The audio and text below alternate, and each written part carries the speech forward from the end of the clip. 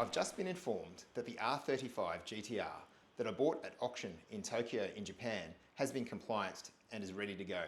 I'm going to head into the Department of Transport now and get these plates put on it and then head down the Gold Coast and pick it up. Why don't you come along for the ride?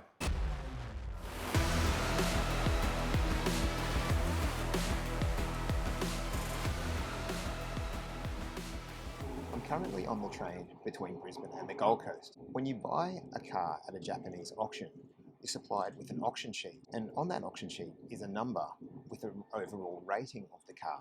My GTR received a rating of 4.5B. The number portion of the rating refers to the exterior condition of the car, where 5 is the best, as new condition, and 1 is the worst, significant damage or potentially lots of modifications. And the letter component of the rating refers to the interior condition, where A is as new and D is the worst, where there might be significant wear and tear, cigarette burns and that type of thing. So my car received an overall rating of 4.5B, which is really impressive for a 16-year-old car. I have seen a couple of photos from the compliance company. They informed me that the tyres on the car were the original tyres that came with the car. So I elected to fit some Pirelli P0 tyre. Let me know what you think of that tyre choice and if I've made a good or bad decision there in the comments. In any case, I can't wait to see this car in the metal for the first time. I've made it to the compliance shop on the Gold Coast. Let's go and check out this car.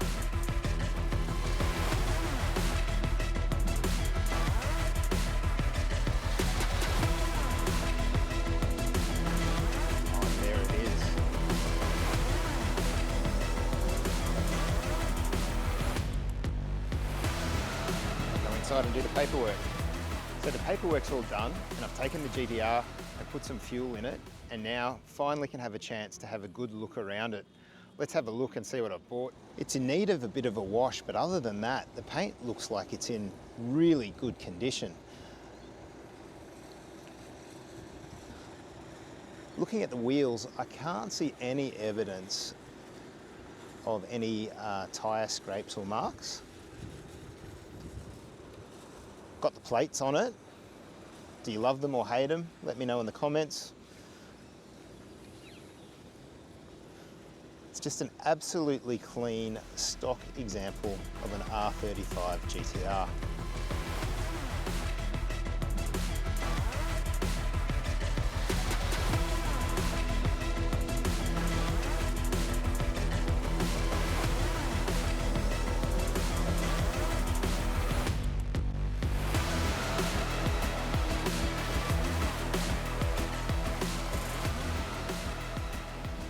Headlights are in excellent condition, doesn't seem to be any clouding on those at all, which is something that you do find in older cars. You get a bit of crazing in the headlights, but this one seems to be fine.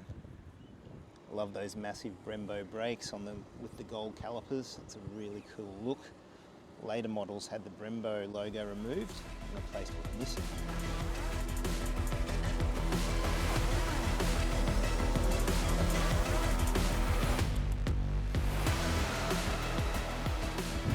On a lot of GTRs, the part of the front bar underneath the logo is often stone chipped quite a bit. But this car seems to have escaped that actually completely. This car's finished in the super silver paint, which was a $5,000 option in Australia back in the day. It was a hand finished paint that had lots of extra coats of clear coat on it to give it a liquid metal finish. This car is absolutely stock. It doesn't even have a mid-pipe on it. It's pretty hard to find an R35 of this vintage that hasn't been fiddled with. It's a really good example of an original car. Let's have a look at how the interior's fared. So this might be the reason that the paint's in such good condition. It says it's got a 5-year coat on it. Does anyone recognise this logo? It's JAAA, Japan Automotive Appraisal Association. If you know what they do, drop a note in the comments. The seats seem to have very little wear and the bolsters still seem really firm. It's definitely only done 30,000 Ks. Just looking at the interior of this car. The window switch trims are a telltale area of wear on these older R35 GTRs, and this one doesn't have any wear at all, suggesting that it's had a very easy life, or perhaps it's been replaced, but I think it's all original.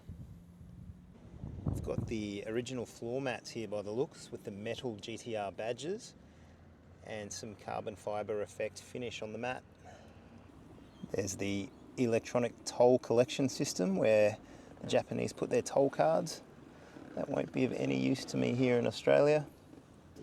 The seat belts are something that are showing their age. As you can see, that's showing a bit of fade just due to age there. I see that on most GTRs. See here some of the shipping information still on the dash. So this car came across on the Trans Future 5. And there's the Japanese VIN there as well, but it's now got an Australian VIN. Let's start it up.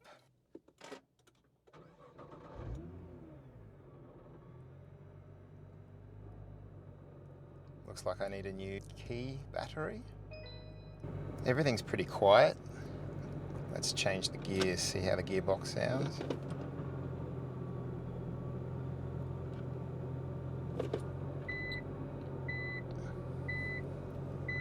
I do have a backup camera. I think that might be aftermarket. I had one before that did not come with a backup camera, but that's really useful. So we've got the multi-function display here. Seems to be working very well. No flickering, no yellowing. The JDM cars actually came with a higher resolution screen than the Australian delivered cars at the time, and you can work your way through a myriad of different screens that shows all your parameters. You can measure pretty much anything. Looking forward to getting this car out on the road.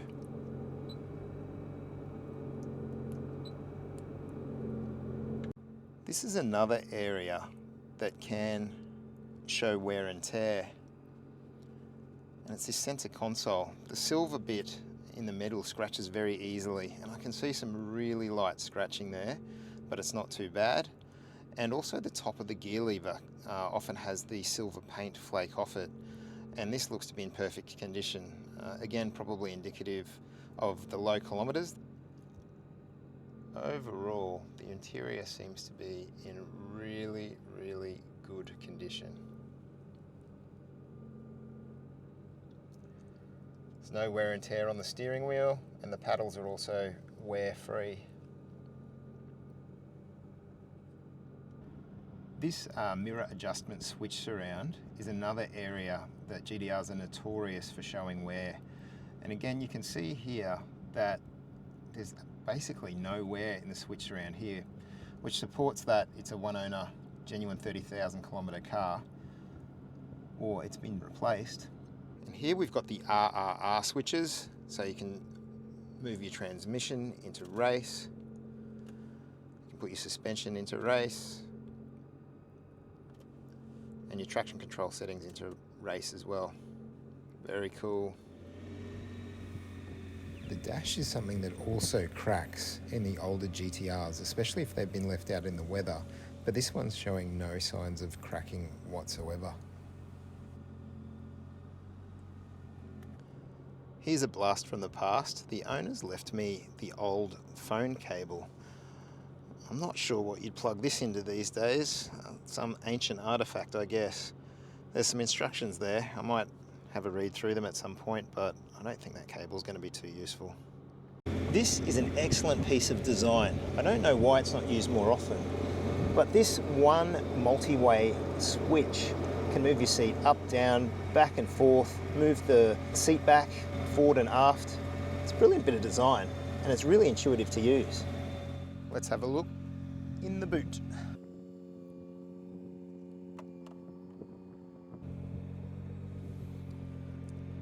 Again, a good sized boot.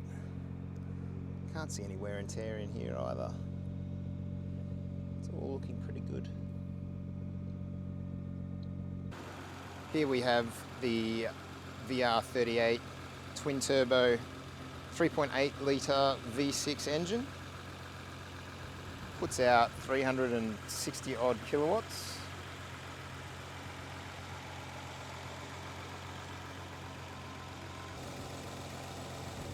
The carbon fibre composite materials used to keep the weight down in the car.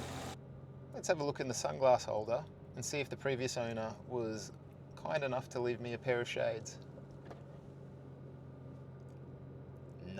No luck.